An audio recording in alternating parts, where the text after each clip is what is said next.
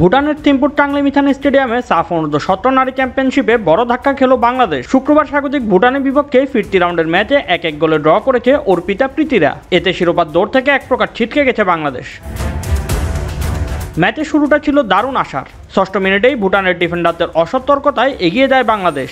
পূর্ণিমা মারমার নিখুঁত শট গোলকিপারের মাথার উপর দিয়ে জাল খুঁজে নিলে লিড পায় বাংলাদেশ। ম্যাচের 16 মিনিটে পূর্ণিমার আড়াআড়ি ক্রসে সুরভি আকন্দ প্রীতির শট কসবার কাঁপিয়ে ফিরে আসে।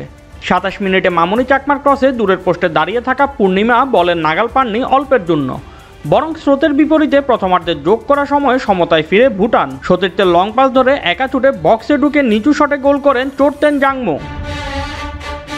বিরতির পর বাংলাদেশ একের পর এক আক্রমণ করলেও জালের দেখা পায়নি। মামুনি চাকমার দারুণ এক প্রচেষ্টা ভুটানের গোলরক্ষক ঠেকিয়ে দেন। 81 মিনিটে পূর্ণিমার বদলে নামানো ফাতেমা আক্তারও পরিবর্তন আনতে ব্যর্থ হন। এতে হতাশাজনক এক ড্র নিয়েই মাঠ ছাড়তে হয় বাংলাদেশ দলকে। 5 ম্যাচ শেষে 10 পয়েন্ট নিয়ে এখন শিরোপার দৌড়ে অনেকটাই পিছিয়ে পড়েছে বাংলাদেশ। টুর্নামেন্টে ভারতের কাছে 2-0 গোলে হারের পর নেপালকে যথাক্রমে 2-0 ও 4-1 ব্যবধানে হারিয়ে শিরোপার আশা টিকিয়ে রেখেছিল তারা। কিন্তু আজকের ড্রয়ে সেই স্বপ্নে ধাক্কা লাগলো। আগামী রোববার ফিরতি ম্যাচে ভারতের মুখোমুখি হবে বাংলাদেশ। তবে 12 পয়েন্ট নিয়ে শীর্ষে থাকা ভারত আজ নেপালকে হারাতে পারলেই শিরোপা নিশ্চিত হয়ে যাবে তাদের। Shoaib Shams, BD sports time.